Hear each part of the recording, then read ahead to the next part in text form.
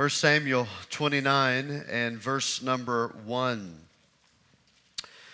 Then the Philistines gathered together all their armies at Aphek, and the Israelites encamped by a fountain which is in Jezreel. And the lords of the Philistines passed in review by hundreds and by thousands. But David and his men passed in review at the rear with Achish. Then the princes of the Philistines said, "What are these Hebrews doing here?" And Achish said to the prince of the Philistines, "Is this not David, the servant of Saul, king of Israel, who has been with me these days or these years? And to this day I have found no fault in him, since he defected to me or deserted to me." But the princes of the Philistines were angry with him. So the princes of the Philistines said to him, "Make this fellow return, that he may go back to the place which you have appointed for him. And do not let him go down with us to battle, lest in the battle he become our adversary. For with what could he reconcile himself to his master, if not with the heads of these men? Is this not David, of whom they sang to one another in dances, saying, Saul has slain his thousands, and David his 10,000s? Then Achish called David and said to him, "Surely, as the Lord lives, you have been upright, and your going out and your coming in with me in the army is good in my sight. For to this day I have not found evil in you since the day of your coming to me. Nevertheless, the lords do not favor you. Therefore return now and go in peace, that you may not displease the lords of the Philistines." So David said to Achish, "But what have I done? And to this day, what have you found in your servant as long as I have been with you, that I may not go and fight against the enemies of my lord the king?" Then Achish answered and said to David, "I know that you are as good in my sight as an angel of God. Nevertheless, the princes of the Philistines have said, 'He shall not go up with us to battle.' Now therefore rise early in the morning with your master's servants who have come with you. And as soon as you are up early in the morning and have light, depart." So David and his men rose early to depart in the morning to return to the land of the Philistines. And the Philistines went up to Jezreel. Well, the last time that Saul and David spoke to each other, which would end up being their final time, Saul was extremely confident in his expression toward David that God would indeed deliver him from all his troubles. You'll find that final conversation in chapter 26 of 1 Samuel. And of course, David has certainly been experiencing a lot of trouble, most of which has been the result of Saul's insatiable desire to kill him. However, this most recent trouble that David finds himself in is a mess of his own making. For as soon as that conversation took place, a conversation that occurred because God had once again delivered David from Saul, David started experiencing a quick and sudden battle of the mind. We read about that in chapter 27.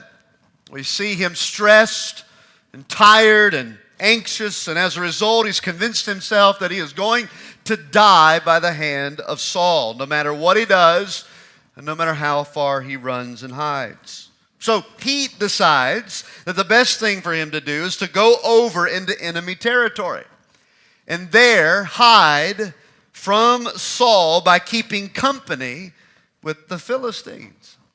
And to our surprise, King Achish of Gath, yes, that same town by which Goliath held from, allowed David and his men to come. Along with their families, not only did he allow them to come, but he actually gave them a small little country town where they could live. But the entire situation that we read in chapter 27, it had come together because of David's deception. He had deceived Achish into believing that David was now his forever servant. He had also deceived Achish about the towns he was pillaging during those 16-month stays, or during this 16-month stage. Achish thought that David had destroyed people in Israel, when in reality, David and his men had been busy taking out Israel's enemies. And to make sure that his story wasn't ever uncovered, David went to extreme measures when he went to these towns. He took out every single soul, not leaving a single person alive, just in case word would have ever gotten back to Achish of what David was really doing. And so David's cunning and clever ways worked. For by the time that we get to the end of 1 Samuel 27, King Achish truly believes. He is really convinced that David has burned every bridge back to Israel, leaving no possibility for Israel to ever welcome him back as king or as citizen. Not only that, but we also discover that Achish has made David his chief guardian. That in the event of war, David and his men would be the ones to protect him. This whole thing is a mess. But it's important that we see this perspective of David. We've looked at this already over and over again, but it's important that we remind ourselves again that David was a sinner like us. He had the same nature that we have. He too, like all the other heroes of the Bible, except of course Jesus, got himself into trouble, into a mess. The same kind of trouble and mess that you and I often get ourselves into. That was the whole content of our study in chapter 27, that he had a nature like ours, that he sinned like we do, and we sin like he did. I quoted this in the message a couple of weeks ago, but it's so good that I feel like it's important just to bring it to our attention once again here at the outset of our message tonight. Ralph Davis said, "The Bible does not claim that God's servants are dipped in Clorox so that they will be infallibly sin-free and attractive to us. The living God does not have clean material to work with. It's only sinful clay that the potter works with."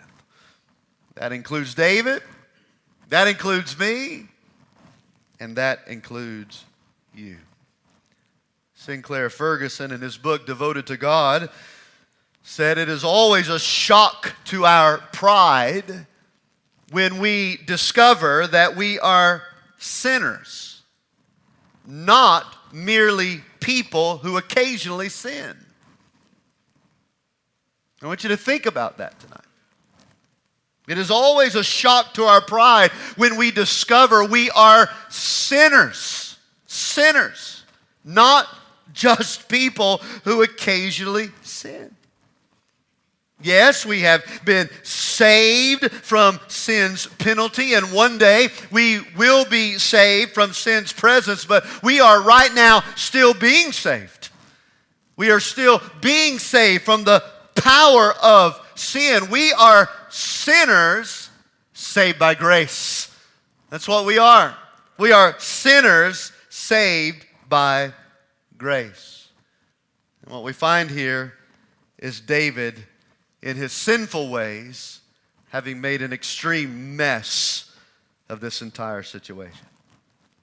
Have you ever found yourself in a mess and wondered, how did I get here? Only to discover that it was you who brought all this trouble onto yourself? David is making a discovery that every believer must discover in their life. And that discovery is that my biggest problem is me. Laurel's biggest problem is me. My family's biggest problem is me. My biggest problem is me. And David is having to learn that. It's an important lesson that he does learn before he takes the throne that God has given to him. It's a discovery that you need to come to. of how quick and easy it is to blame everybody else for the messes that we are in, to blame the world for the troubles that we are engaged in. And the true reality of it is that we are our biggest issue. We are our biggest problem.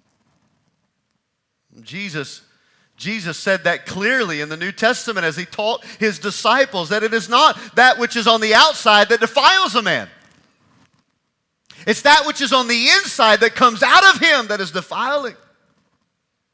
We can lock ourselves up in a room for the next 10 years all by ourselves with no interaction, no electronics, no people, and we still will not have escaped from our biggest problem.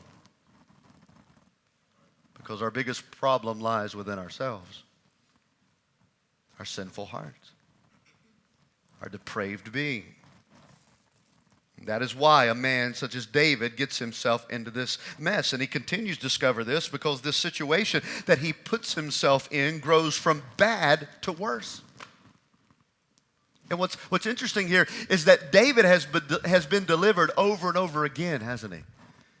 He's been delivered from Saul. He's been delivered from Philistines. He's been delivered from Amalekite. I mean, he's been delivered over and over again. But now he needs to be delivered from himself.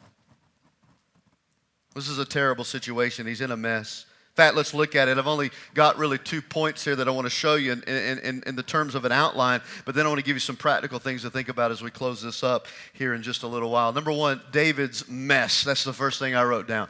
David's mess. His mess. Look at verse 1. Then the Philistines gathered together all their armies at Aphek, and the Israelites encamped by a fountain which is in Jezreel.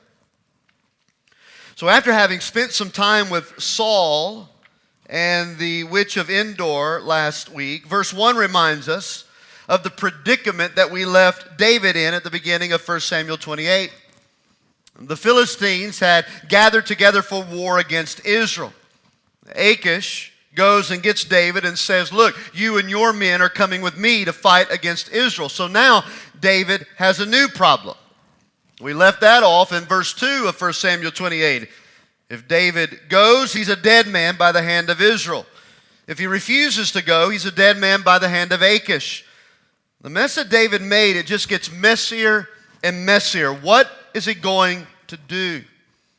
And that is when the author here moves the camera, if you will, from David's predicament and shows us Saul's issue with the witch of Endor. Now he's come back here in chapter 29 to show us how all of this is going to unfold. Now, let me tell you, this was no small campaign by the Philistines. Verse 1 tells us that the Philistines had brought, notice this, all their armies together for battle.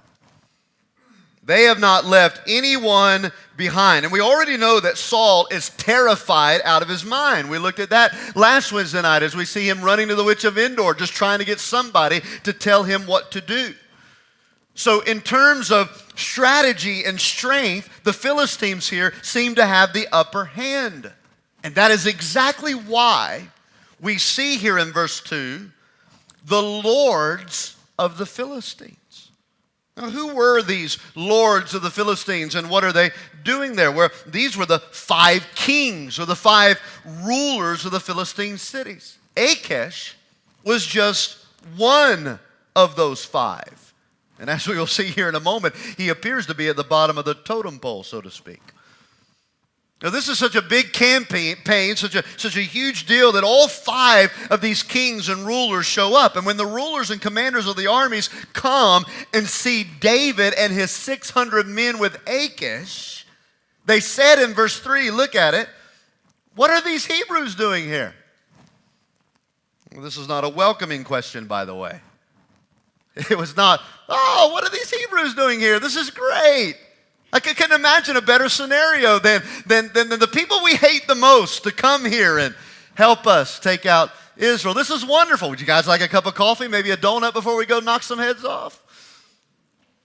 No, this was not a warm greeting whatsoever. No, this was asked in derision. What are these Hebrews doing here? And Achish attempts to defend the presence of David. Look at it. Don't take my word for it. Look at it there in your Bibles. Verse 3. He says, is this not David, the servant of Saul, king of Israel, who has been with me these days or these years? And to this day I have found no fault in him since he defected to me. Well, there's several things that we see happening in verse number 3. I see a sad note on David's situation. He's become now known as a deserter. It's exactly how Achish identifies him. Since he deserted Israel, since he deserted Saul, he has come to me. And then when we read that, it seems here, at least from my perspective, maybe I'm reading this wrong, but it seems that Achish is parading the fact that David has become his servant. He's deserted Saul, and he's come to me. He's deserted Israel, and he's come to work and fight with me. He even exaggerates the length of time David had been with him. Did you notice that there? He says, hasn't he been here with me for years? He hasn't been there with him for years. 16 months at the most. At minimal 14. That's it. So he seems to be trying to show up the rest of his councilmen, if you will, the other kings. Look, he didn't come to you, he came to me. And we've been together a long time, you know. But even in this exaggeration, the point that Achish is trying to make to his other friends, his colleagues, is that, look, David's fine. David's fine. Trust me.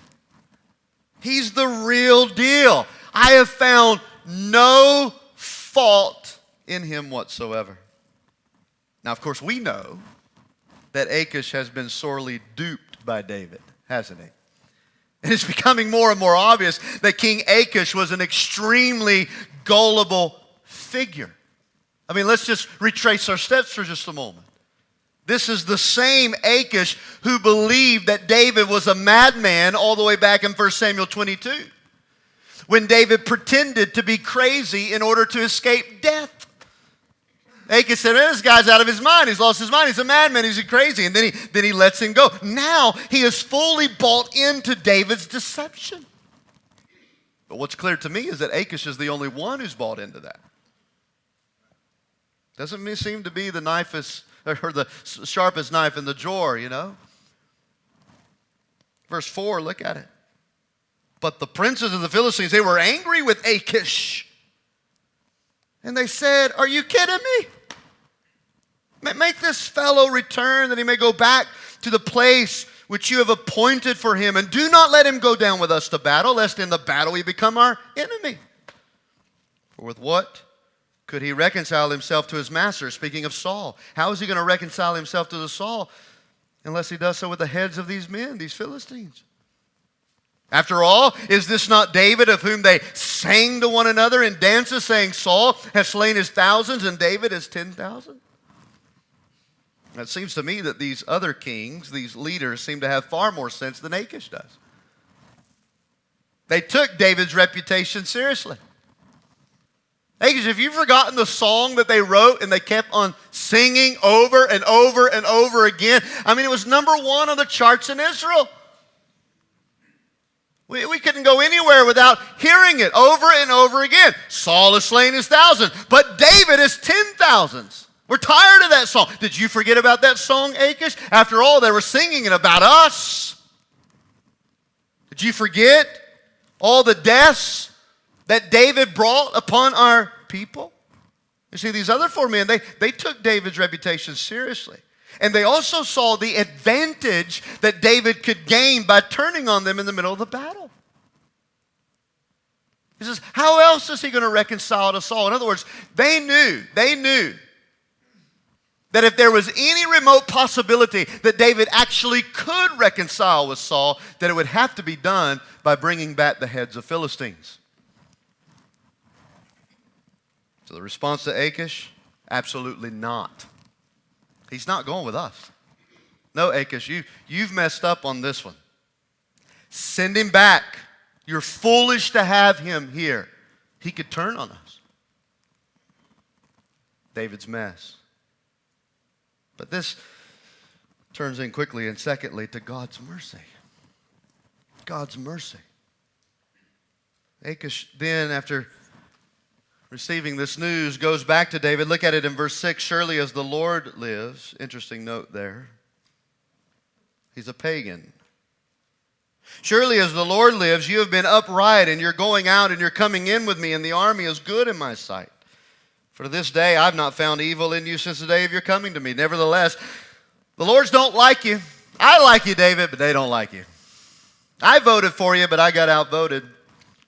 They want you to go back. So go on back. Return now. Go in peace, that you may not displease the Lord of the Philistines. And David had done such a good job at deceiving Achish that Achish could find no fault in him. And now he even uses the name of God to show his feelings about David. As the Lord lives, I know you've been upright and honest, and you're coming in and out with me. Now, interestingly enough, this is the only time God's name is used in the entire chapter. And I find it fascinating that it's being used from the mouth of a pagan. David hasn't mentioned him. In fact, David hasn't mentioned God in a long time, which may be the very reason why he's in the mess that he's in. Because at the beginning of chapter 27, David starts relying on himself. He starts trying to figure out things for himself. Instead of praying to God, instead of seeking the Urim, instead of reaching out to the priest to find out what God would have him to do, he just puts all of that to the side and does his own thing. And now look at the mess that he's in. He's not calling out to God, but the pagan is, ironically. Now you would think that David would see this as the answer to his predicament, right? The other 4 kings don't want him there. And so they tell Achish, send David back, all right? And this is all fixed, right? David's in a mess. He doesn't know what to do. He's going to die either way. And now they're giving him a free pass to get out of it. Go back home. Go peacefully. You don't have to be here. We'll take care of all of this. So what we expect to see David do when we come to verse number 8 is quietly walk away. Whew, man, that was close.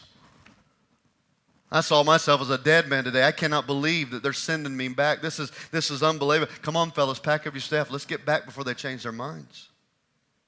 Oh, but he doesn't do that at all. It's actually quite strange. Because look at what he does in verse number 8. He says to Achish, but what have I done? What have I done? By the way, David likes to ask that question a lot. Remember when his brothers got all over his back the day that Goliath was standing in the valley, and David shows up and says, who is this guy? And his brothers look at him and say, go back home, David. You're wasting your time. David says, what have I done? What have I done? And the same thing to Saul. He and Saul in their confrontations with one another. What have I done, Saul? And now to Achish. Achish says to David, look, we don't need you here. I wanted you. They don't want you. Just go peacefully. Go back to Ziklag. Why? What have I done? Look, David is so good. He is so good at being clever that it's even hard for us to see what he's up to. Why are you asking that, David? Why don't you just go back? You're in a mess. It seems like the mess has been resolved. Why are you trying to drag this out? Look at what he goes on to say in verse 8. To this day, he says this to Achish, what have you found in your servant as long as I have been with you, that I may not go and fight against the enemies of my Lord the king? Deceiving Achish into believing that David was his servant was part of David's plan. We know that clearly. Our difficulty as Bible students is that we don't know the rest of David's plan. What is he getting at here? What is he trying to do by dragging this out? There may be a clue here. And I throw it to you just for you to think about yourselves. Maybe read it on a little further tonight. David uses the phrase at the end of the verse 8, What have you found in your servant that I may not go and fight against the enemies of my Lord the King? My Lord the King. He uses that phrase to speak about his willingness to go and fight his king's enemies. Now, here's the question. As the clever man that he is, and Saul knew that he was clever. He said, you got to watch out for that guy. There's no one more clever than David. He's so clever. He's so cunning.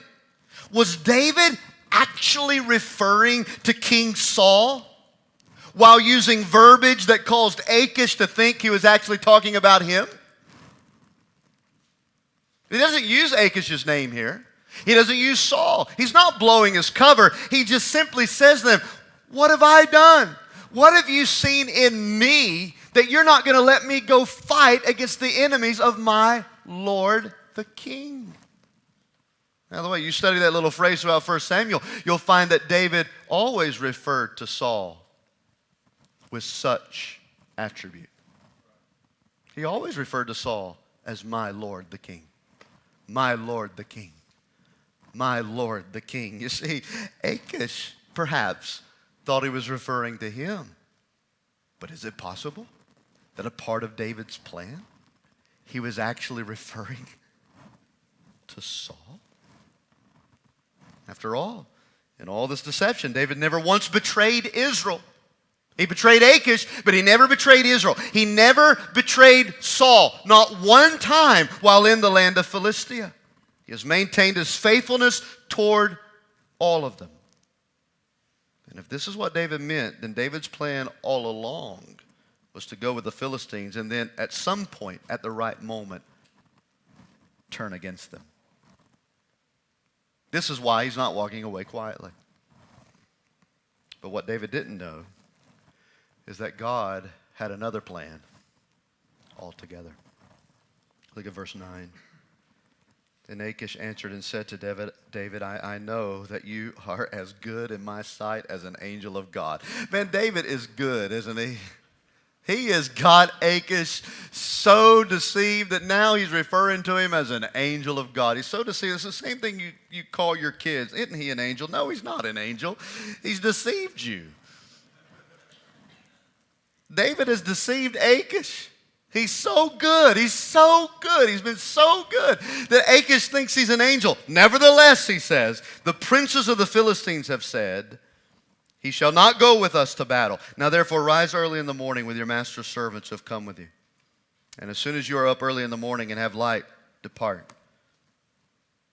And so here it is. David and his men, they rose early to depart in the morning to return to the land of the Philistines, which was the direction of the south from where they were. And the Philistines went up to Jezreel, the direction of the north. They're now going in totally opposite directions. It's fascinating to me because David, one, was delivered out of his mess.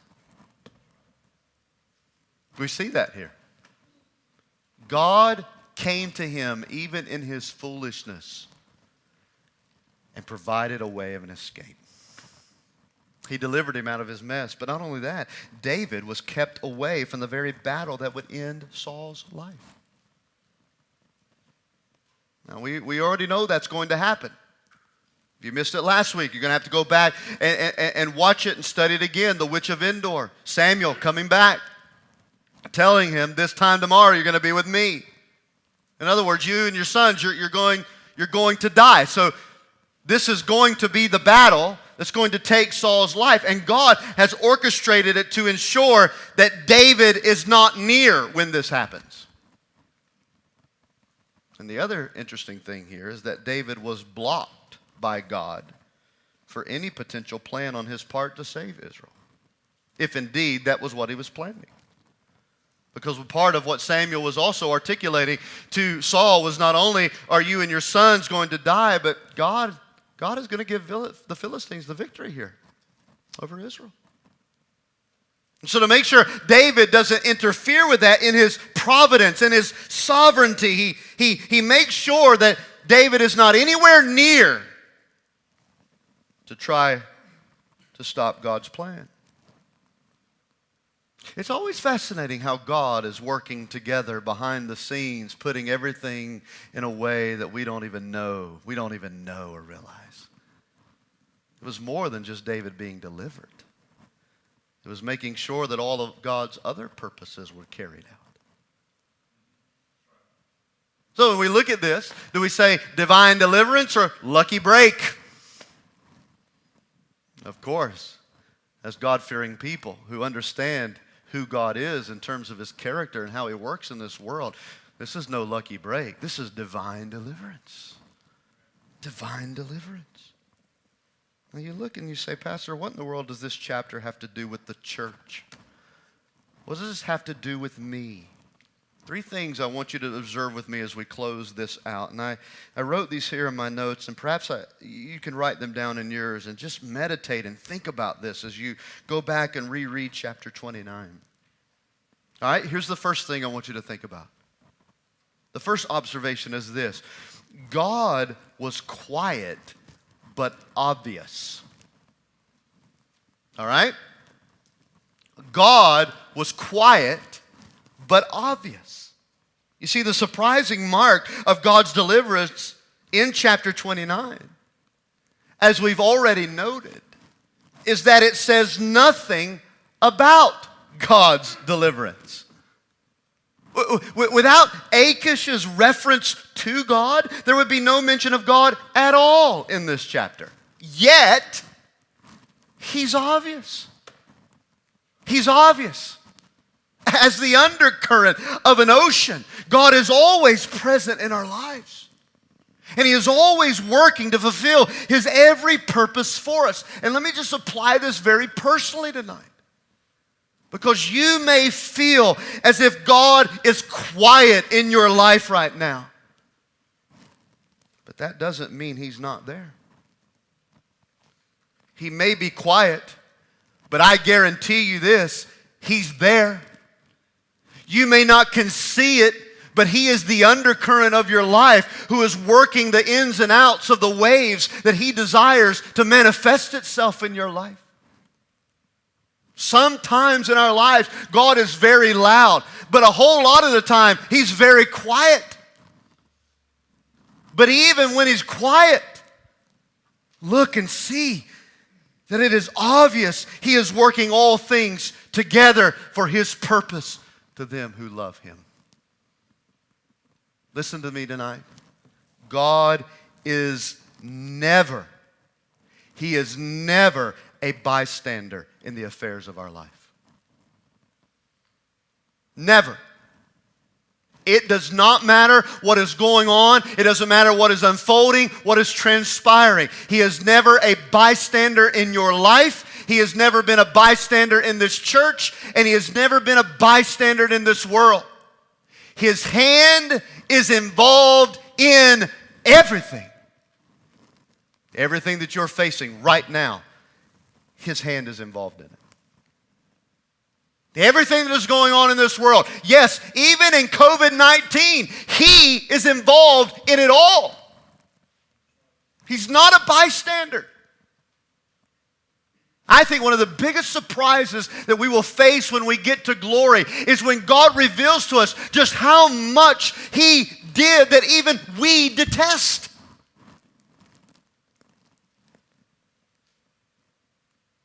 God is quiet, but He is oh so obvious. And so it is as we watch the news, as we see things unfolding before us. We're reminded that though we may not sense Him, feel Him, perhaps even see Him or hear Him, we know that He is working all the pieces exactly where He wants them to be. 1 Samuel 29, God was quiet but obvious. I wrote down number 2 here. God was working, but in surprising ways. God was working, but in surprising ways. We've seen this often in the Scriptures, don't we? In fact, we recently talked about it with Rahab. What instruments did God choose to use to deliver His servant David out of the mess that he had made for himself?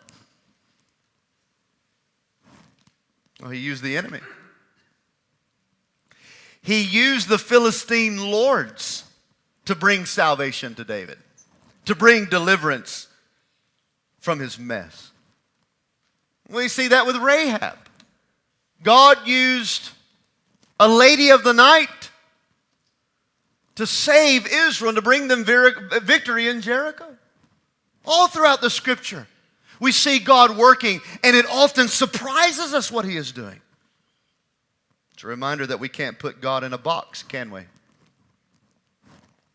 He has an infinite number of ways to do His work. An infinite number of ways to do it. And sometimes how He goes about it can very much be surprising to us. God used the enemy. God used the Philistines to deliver David out of his mess. We need not quickly to forget these wonderful truths that we find in the Bible, such as Proverbs 21:1. The king's heart. Think about how this applies even to Achish and the other lords of the Philistines. The king's heart is in the hand of the Lord. Like the rivers of water, He turns it wherever He wishes. Yes, wherever God wishes, that's what the heart of the king does. That's what the heart of the president does. That's what the heart of leaders do. Whatever God wants, He moves it wherever He desires them to be. That's why Paul wrote in Romans chapter 11, "Oh, the depth of the riches, both of the wisdom and knowledge of God. How unsearchable are His judgments, and His ways are past finding out." The story is told about a Christian woman who was alone and out of food. She had been praying to God fervently and asking Him for provision. Somehow, a neighbor who happened to be an agnostic or atheistic overheard her praying one day outside of her door. And so he decided that in her trial he would provoke her about her foolish belief in God. So he went and purchased 2 loaves of bread. And he left them at her door. Now, when she came home and discovered the bread, she burst into grateful prayer and praise, thanking God for answering her prayer and providing the food and provision that she had sought Him for. But her neighbor aggressively approached and mocked her and asserted that she should recant her praise to God, for it was He, not a divine source, that bought her the bread and placed it at the door. God didn't do this for you. I did this for you. But this Christian woman was quick. And here's how she responded. She said, "Oh, yes, it was the Lord who answered my prayer, even though He used the devil to do it."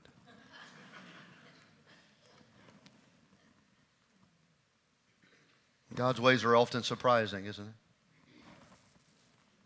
We can't put God in a box. We can't give Him counsel on how He chooses to orchestrate His purposes. He does it how He wants. And here's David in a mess. And He doesn't send godly people to deliver him.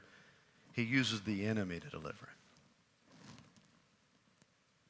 God's deliverance of David, it was more than just about David. It was about the fulfillment of His plan to bring Jesus into the world through the line of David,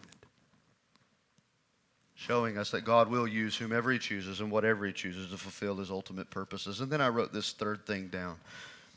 God was quiet, yes, but obvious. God was working, but in surprising ways. Thirdly, God was merciful toward His servants' foolishness. God was merciful toward His servants' foolishness.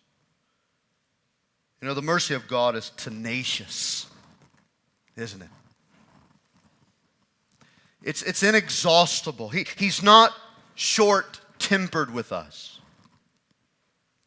Even when we choose foolish roads to Philistia, which is exactly what David did. This was a mess of his making. He chose to go over into enemy territory. He's the one who created this trouble for himself. But even when we choose foolish roads to Philistia, God is patient. He is merciful. And He is ever so committed to delivering us out of our messes. That's what I'm reminded of when I see this. David didn't deserve deliverance, but God, in His tenacious, inexhaustible mercy, gave it to him. You see, God doesn't cast you off in your foolishness. Aren't you grateful for that tonight? That when we are foolish, when we fail, when sin creeps up over and over again, when we make messes of our own making, when we get ourselves into trouble that we are fully responsible for, God doesn't always leave us alone and say, hey, it's up to you to figure this out. No. He doesn't cast us off. Our stupidity never evaporates His mercy. David's mess met the mercy of God. David's mess met the mercy of God. And perhaps this scene is what he had in mind when he wrote Psalms 23. Surely goodness and mercy will follow me all the days of my life. It doesn't matter how many messes I make, how many times I get my life into trouble, where I find myself to be. God has proven, He has proven that every day of my life, His mercy and His goodness, it pursues me. And it always makes a path for me to return back to Him. How wonderful it is that God chooses to use even those who are opposed to us in order to bring about His mercy. That when, like David, I have made a mess, and it is a mess of my own doing, I find that I have a heavenly Father who doesn't abandon me. He doesn't treat me as my sins deserve. The fact is, as we've already known, that David needed saving from himself. He needed to be delivered from him. And so do you. And so do I. And it is the divine favor and mercy of God that pursues and rescues us when we need it the most. When it is when it is me that needs to be saved from me. Thanks be to God that our stupidity never evaporates His mercy. And in our foolishness, He doesn't abandon us. But His mercy towards you is tenacious. It is inexhaustible. And whatever mess you're in tonight, if you will lift your eyes to heaven, you will see God and His mercy shine forth again. Divine deliverance or lucky break? Well, God's people understand this clearly. Divine deliverance. Let's stand together for prayer.